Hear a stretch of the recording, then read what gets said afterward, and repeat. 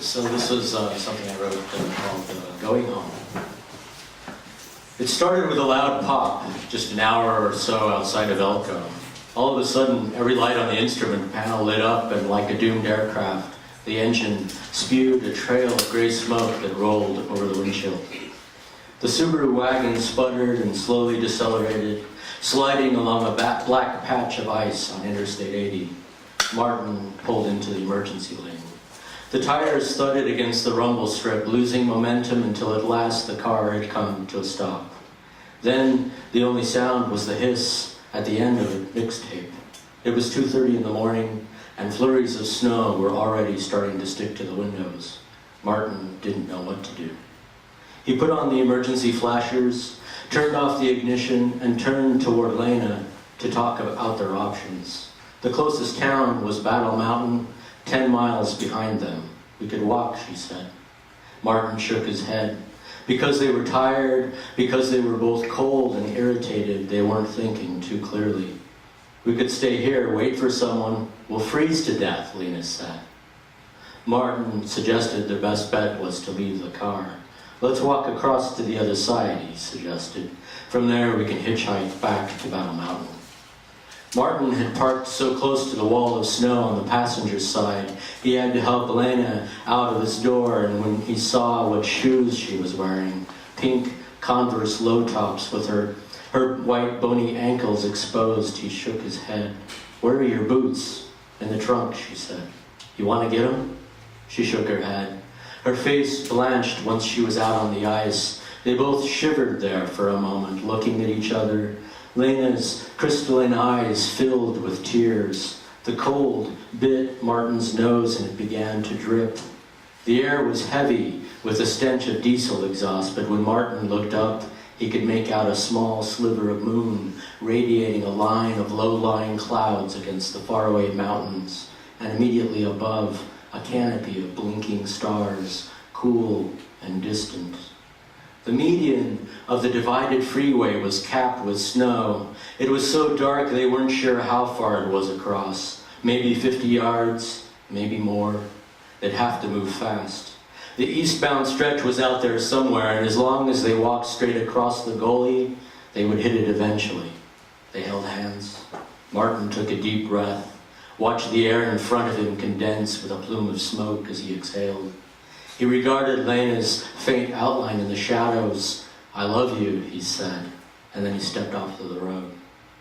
After the first stride, it felt like things were going to be all right.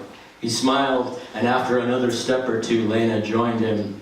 But then the thin layer of hardened snow on top gave way, and their feet were buried just past their ankles in crystalline powder. They looked at each other again. No words were spoken then, nothing to say. They realized they had best make short work of it and took off running like a pair of startled deer. As they ran into the snowbank, it continued to crest, getting deeper and deeper, and still they could not make out the other side of the road. They must have felt the first strike of real panic once the snow eclipsed their armpits. By then, they were no longer holding hands, each traversing the powder separately, slowed to a mere crawl by the weight of the snowpack. By utter exhaustion and fright, Lena fell a few feet behind. She became hysterical once the snow went over her shoulders. She was whimpering loudly in the night. It was at this point that Martin began to wonder whether they would make it out of there alive, or whether instead they would end up featured on some local newscast as a kind of cautionary human interest story. Two more dumb kids who hadn't possessed enough common sense to think things through, now dead from hypothermia or frostbite or exposure, killed as they tried to get to the other side. Martin was so focused on his own survival by then, so focused on getting to the other leg of freeway, even though he no longer knew whether he was walking in a straight line, that he continued to press forward. He grew numb and quite adept at ignoring her incessant screams. She sounded in the quiet hum of the desert like a yawping coyote pup, and that only increased his sense of impending danger. Lena hesitated, only for a moment. Then she stopped and yelled, "Fuck you, Martin!" And she told him she wouldn't go on. She'd lost one of her shoes in the snow. She was going to have to turn back now. But before she could, Martin shouted, "I can see it!" The snow level gradually began to subside. They had walked through a gully full of it, but now they were coming up on the other side. It was like being reborn. They emerged from the other end, shivering and dusted everywhere like conifers covered in snow crystals. Martin stepped onto the graded road first, stomped to shake all of the snow that clung to his jacket and pants, and when Lena finally appeared, face mottled, nose red, and eyes full of terror, too cold for tears, huffing and shaking in the haze, he reached out to help her, but she pushed him away. "What happened to your shoe?" he asked. Lena was hopping now on the edge of the freeway, wearing only an anklet sock on her right foot, toes curled. She frowned at him. She was too cold, in no mood to talk, had to save what little energy she had left. Before too long, a semi rolled by. Lena hailed the driver and he actually pulled over, came to a stop about 50 yards past them. Lena hobbled toward him and Martin followed behind. The driver leaned over, opened the door. "Not a good night to be out," he said. "Not in this weather." "Our car broke down," Martin said. "I thought you two were ghosts." Lena said, "Almost," and then she climbed inside the cab. The man, whose name was Harry and who looked the part, drove them back to Battle Mountain.